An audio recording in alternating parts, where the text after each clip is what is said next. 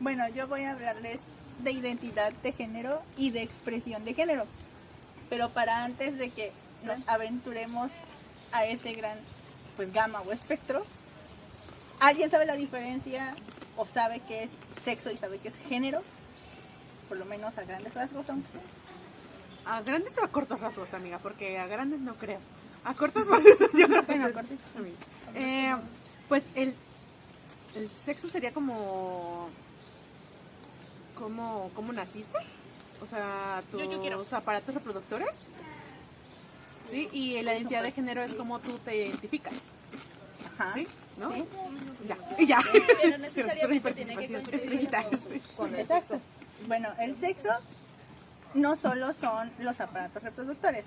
El sexo, o sea, los aparatos reproductores son los órganos sexuales, pero también está conformado por todas las otras características fisiológicas que nos conforman, por ejemplo, los cromosomas, los genes, las hormonas, características secundarias como los pechos, y otras características.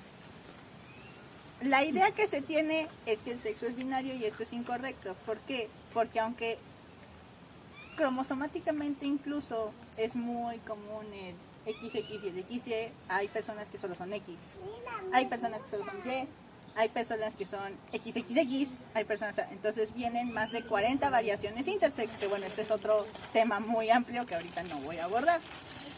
Entonces, bueno, prácticamente es eso. Sexo es toda la parte fisiológica que nos conforma. Que, recuerden, la sociedad, aunque se basa principalmente en los genitales externos, además, porque es lo primero que se fijan, no se puede disminuir el sexo a eso. En realidad es posible que muchas personas de aquí tal vez incluso seamos intersex sin saberlo, porque no podemos hacernos exámenes de cromosomas y de hormonas porque cuestan una lana. Entonces, bueno, ese es el sexo. Ahora vamos a qué es el género. El género es una construcción social, cultural y psicológica. La sociedad europea, principalmente por causa de las religiones, principalmente la religión cristiana y católica, han impuesto que el género generalmente va de la mano con el sexo y según esto por eso dicen que es binario. Lo cual es absurdo porque si estuviera de la mano contarían a las más de 40 variaciones intersex. Pero bueno, pero al ser una construcción social y cultural varía con el tiempo y varía de cultura a cultura. Entonces, incluso si sí fuera binario, no es lo mismo que tengas un género de ser mujer con las nativas americanas a que seas mujer con las zapotecas en Oaxaca. Los roles, las conductas esperadas, incluso la vestimenta, varían. Y también hay culturas, especialmente culturas antes de conquistas, que ya tenían más de 2 géneros. Por ejemplo, aquí en México están les mushes, con las zapotecas, que hasta la fecha siguen muy presentes. Que incluso es un género sagrado, no es para cualquiera. En la India están les hijra, es un tercer género neutro. Les judíes en textos sagrados antiguos reconocían a 6 géneros mínimo. Entre ellos estaban les andrógines, el género andrógine, no apariencia, género andrógine, y les agénero, les decían tum-tums.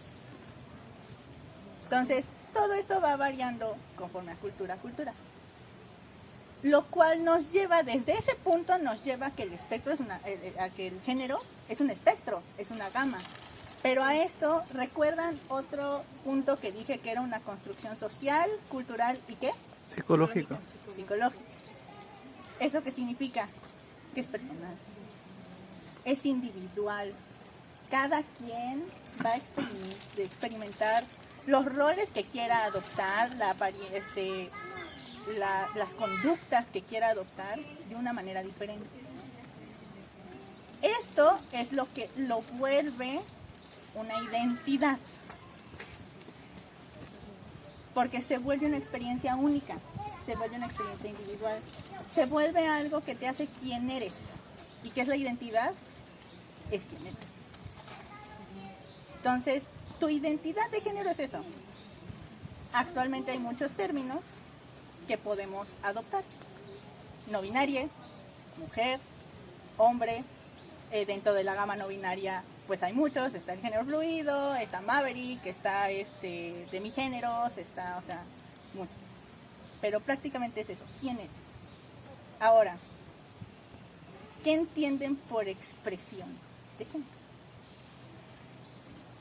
Pues es cómo te das a conocer ante la sociedad. ¿Cómo lo externas? ¿Cómo lo Es externas? tu carta de presentación. Exacto. Ajá. ¿Cómo cuáles creen que puedan ser estas expresiones, esta forma de dar a conocer tu carta de presentación? Tu vestimenta. ¿Mm? La longitud del cabello. Cabello. La apariencia. Ajá. Usaron un maquillaje. ¿Qué otra? Algo muy común, en especial en personas trans. ¿Qué hacemos? ¿La voz? No. Eso es, bueno, eso es una transición física. Tiene que ver con los pronombres y los nombres. La expresión de género es la forma en que tú das a conocer quién eres. Es tu carta de presentación. Pero esta carta de presentación no siempre va de acuerdo a estereotipos. Incluso a personas no binarias ya nos han asignado estereotipos. ¿Ok? Como mujer, tu carta de presentación es usar pantalones, pants, o sea, no estás cumpliendo los estereotipos que quiere la de sociedad. feminidad. Sigue siendo una mujer. Su identidad es mujer. ¿Cómo lo expresa? Con pantalón. Y con el cabello largo. Con poco maquillaje, pero aún así usan maquillaje. Hay mujeres que, según los estereotipos sociales, tengo que seguir usando ese lenguaje porque si no, ¿cómo nos comunicamos? Se ven más masculinas. Pero siguen siendo una mujer. ¿Ok? O sea, entonces, ¿esto qué nos dice? La expresión no define tu identidad. Por eso es incorrecto asumir el género de alguien por cómo se ve. En la calle, tú no puedes decir, esa mujer, ¿cómo sabes que es una mujer? ¿Cómo sabes? Ni siquiera en sexo puedes saber, podría ser una persona intersex. Es una persona. Y por eso es tan importante también acercarte cuando vas a hablar con alguien y preguntarle, ¿cuáles son tus pronombres y cuál es tu nombre? No importa su identidad de género, en el sentido de que, o sea, eso no te incumbe a menos que la persona te lo quiera platicar. Exacto. Lo que importa es cómo le tienes que tratar. Yo uso el pronombre ella, pero hay personas no binarias que usan ella, que usan él, que usan ella, él, tal vez ella, ella, o tal vez neopronombres que son sexem, sexem, que son pronombres que, bueno, sí son inventados como tal, o sea, todo es inventado, pero bueno, digamos que el ella surge de una traducción literal del they en inglés, que ya es un pronombre que existe, y los neopronombres sí son 100% inventados actualmente, o sea, ya es, o sea, es otro.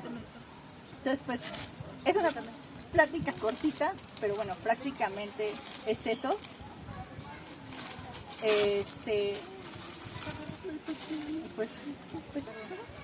Pues no sé, ustedes, por ejemplo, traigo aquí, les voy a poner ejemplo. Traigo aquí muñequitos que yo hago de Les Perfectes. ¡Ay, qué bonito! Este es Dani. Es un hombre trans, pero es un hombre. Aún así le gustan las faldas y los ríos. Sigue siendo un hombre. Su expresión de género se puede asemejar más a los estereotipos femeninos. Pero es un hombre. Y además sus pronombres son él y ella. De nuevo, es una expresión de género. Entonces, aquí podemos ver un poco más claro la diferencia entre identidad, o sea, quién soy, y expresión. Entonces, así es. Fascinado estoy. Sí, es una plática cortita, pero es una plática importante, que además comprender esto nos ayuda también a, les digo, ir por la calle y no empezar a asumir, ay, la mujer de ahí, el hombre de allá. La persona no sabe su identidad de género, ni siquiera sabe sus pronombres porque no le has preguntado. En pocas palabras, es muy importante preguntar los pronombres de las personas. Bueno, yo la regla que aplico por si tienen, es decir, puede ir variando porque al final de cuentas el lenguaje se construye con el tiempo. Sí, a mí a veces Es igual, me cuesta un poco. pero yo Ay, a mí me cuesta un poquito. un tip que aplico para usar el lenguaje neutro, a mí no me gusta que le digan lenguaje incluyente, porque esta es otra plática, pero me gustaría platicarles un poquito. Claro, sí, échatela. La idea del lenguaje neutro surge con el feminismo, en realidad, a finales de los 90, inicios de los 2000. Una feminista lingüista llega y se da cuenta de que el lenguaje, la lengua española, es súper androcentrista y por ende no tiene una traducción literal de palabras, especialmente de un idioma que actualmente se considera aún como más importante, que es el inglés. El inglés, la mayoría, todo es neutro. All, que es todo, es neutral. That kid, desde niña. O sea, aquí en el español decimos todos o todas.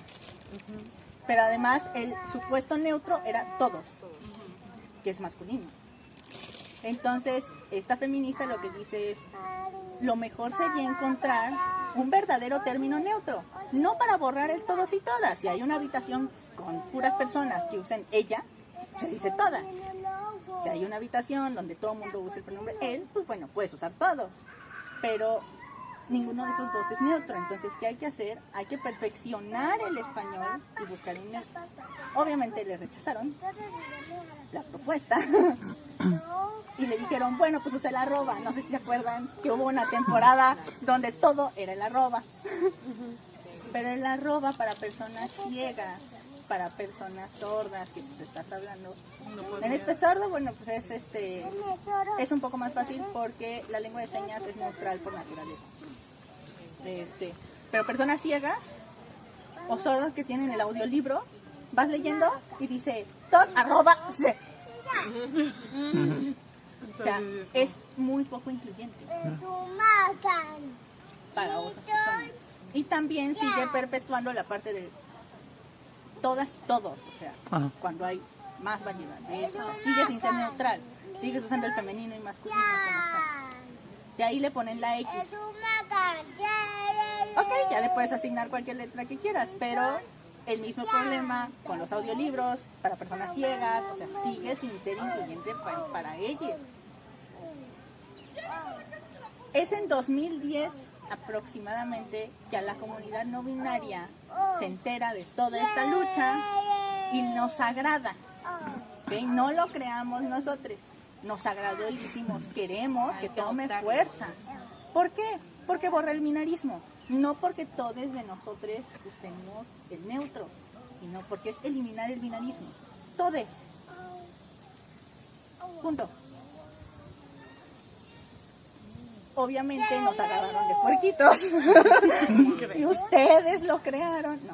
No lo creamos nosotros, lo creó una feminista. Entonces yo lo que aplico es, ¿tiene esa palabra una versión en femenino y masculino? Porque bueno, ya vimos que también una persona que es mujer puede usar él. Entonces, por eso digo femenino y masculino, entre comillas. Por ejemplo, bonito y bonita. Entonces puedo aplicar un neutral. Bonite. Las personas, no existen los personas. Entonces, bueno, pues o sea, aunque estaría muy padre les personas para que fuera ya 100% neutral, como a mucha gente aún le causa mucho cringe, a mí se me hace como que más fácil usarlo para comunicarme con el mundo de esta parte. Como no existen las personas, bueno, lo puedo dejar en las personas. La sociedad también, la lengua. Artista. Pues artista es como neutro. Estudiante, ya es estudiante, es neutral como tal. Entonces, bueno, yo lo que aplico es esa parte. ¿Y esta palabra tiene femenino y masculino? Sí. Ok, entonces merece un neutro.